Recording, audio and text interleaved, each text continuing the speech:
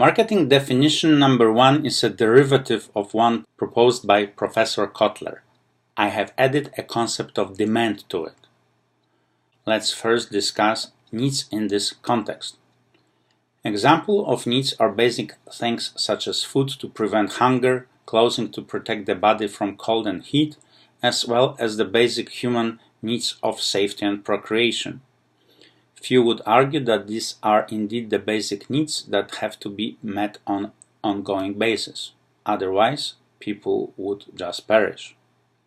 It is human nature that when we are not hungry and feel safe, we want more from life. It is a part of human nature that most of us long for love, but also power, esteem, status, and for a lot of us, the corresponding conveniences and luxuries that come with them. Abraham Maslow was an American psychologist who proposed a famous theory of a hierarchy of human psychological needs. It is represented on this slide.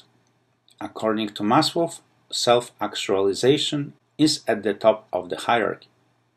The components of self-actualization, such as morality, creativity, and spontaneity, will come in very handy in addressing the overall impact of marketing on the history of the human race, to be discussed later in this module.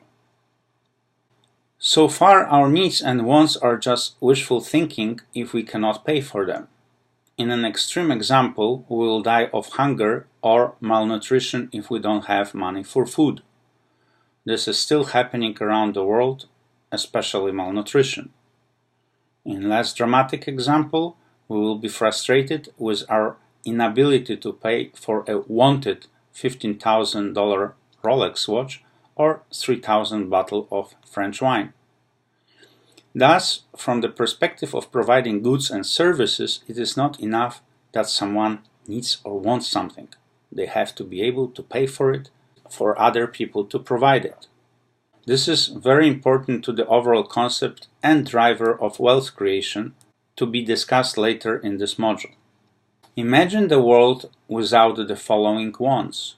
Only 100 years ago, most humans could not even imagine, not speaking of wanting or needing, the following items: cars with automatic transmission, airplanes, electricity at home, radio, internet, computers, phones, TV, cameras, cruise control, GPS, air conditioning, or video games. I think today most of us would classify them as needs, not even wants.